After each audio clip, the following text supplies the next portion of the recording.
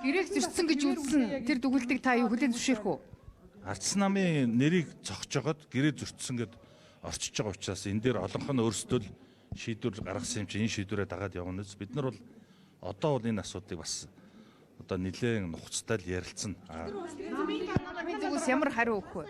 Бодлогын зөвлөлийн хурлын шийдвэрийг би авч чадаагүй байна. Дээрэс нь Ардчилсан намын улс төрийн зөвлөл хуралдаад нээлттэй орхисон. За тэгвэл энэ хурлын шийдвэрээс бол тэр гэрээ зөрчсөн гэдэг зүйлийг тодорхой өг гэдэг. Одоо манай эрх баригч хүчин чинь бол бичиг өгөөл тэрийгээ сахиад их суудаг шүү дээ. Тэрэн шиг бид нар ч гэсэн бас одоо бичиг өгсөн. За энэ ямар зүйл зөрчсөн өг гэсэн ийм одоо бичгийг өнөөдөр ерөнхий нарийн бичгийн дарга Монгол Ардын намд хөрвүүлсэн. Танай намын дарга бас солигдох асуудал үүсчихлээ шүү дээ, тийм үү? Намын даргаас солих асуудал дээр та юу гэж харж байна? Харин тийм дарга бас өөрөө яг ингээд буруу өөртөө авж яана л да. Яг тэгэхээр энэ чинь Монгол улсын тэргуун шадар сайд, ерөнхий сайдын 1-р орлогч гэсэн үг тийм ээ.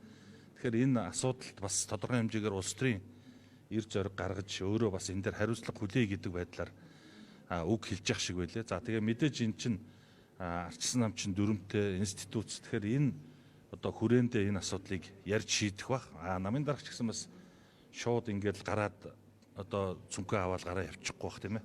Эргээд бид нар чинь бас дараагийн асуудлууд байна. Энэ жил намын их хуралдах, хөтөлбөр батлах, дүрмээ батлах энэ төр гэсэн хууль зохицуулах зөндөө асуудлууд байгаа. Энэ төлөө зоригтой ер нь алхмууд хийж чадсан гэж үзэж байна уу та?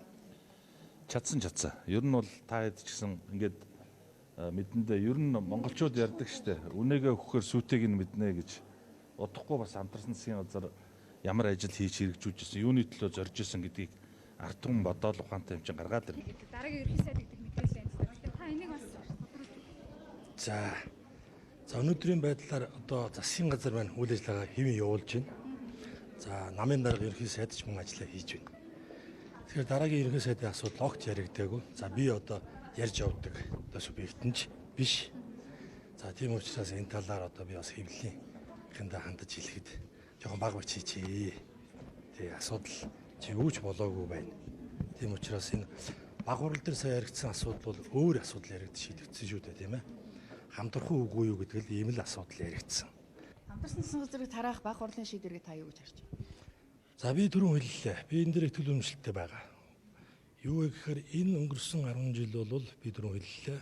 Өнгөрсөн маш олон жилүүдийг 20 жилийн одоо алдсан боломжуудыг эргүүлж авчрах, цаашд амжилттай өргөжлүүлэх итгэл найдварыг одоо бий болгосон ийм богино хугацаа байлаа. Хамтрах үедээ бидний бүтээн байгуулсан зүйлсийн эндээс ирэх нийгмийн эдийн засгийн үр өгөөж тийм. За энийг одоо сүүлийн 20 жил алдсан. Магадгүй цаашдаа одоо хамтраагүйгээс бидний цаг хугацаа алдаж болцсохгүй зүйлтэй харьцуулах юм бол энэ юу ч. Тийм учраас би хамтарсан засгийн газар энэ одоо хамтралыг бол одоо түүх үлдээсэн маш бүтээн байгуулалтын ийм мега хамтрал байлаа л гэж хэлээ. Дараагийн засгийн газар та одоо сангийн сайдаар үргэлжлүүлж гар нийлж ажиллах уу? За энэ миний шийдэх асуудал бол биш. Миний шийдэх асуудал биш. Ямар ч байсан би оюун эрдэнэ ерхий сайдынхаа одоо урьдчилан засгийн газарт одоо ерхий сайдтайгаа эцсийн мөчөртөл хамтарч ажиллаж байна. Тийм. Тэгэхээр цаашдын хувь заяа бол одоо би их хурлын гишүүн. Би ард түмний төлөөл, торгийнхоо төлөөл энэ ажлуулаа одоо үргэлжлүүлээд явхад одоо хаанаас ч байсан гэсэн өнөөдрийг хүртэл энэ засгийн газрын хийж бүтээсэн цаашид тавьсан зорилтыг нь бүх талаараа дэмжиж ажиллаад явж байна. Сүүлийн хуралдаанаа хэзээ их бол одоо энэ засгийн газар. За сүүлийн хуралдаан гэж битээлээрээ одоо хуралдаан одоо зарлах байлгүй тийм хүлээгээд байж байна. Танаас санал ирвэл яах вэ? Танаас санал ирвэл хүлээж авах уу? Эхлээд үндэсний эвсэл буюу одоо манай дөрвөн гишүүний хувьд бол энэ асуудлаар бид нар хуралдаж ярилцаагүй байна. Зөв үү? Нэгдүгээр. Хоёрдугаарт манад яг албан ёсоор ямар нэгэн урилга зөв үү? Ямар нэгэн санал ирээгүй байна. За хувь гишүүнийхээ хувьар тийм ээ. Эхлээд хин гэдэг ерөнхий сайд болох юм. Тийм биз дээ. Маш олон одоо тулгымцсан асуудлууд байна.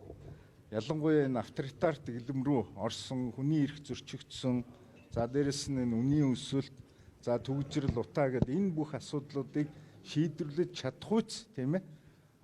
Улс төрч. Дээрэс нь зөв төлөвлөгөө байна уу гэдгийг бид нэр сонсч шийдвэр гаргах хэрэгтэй.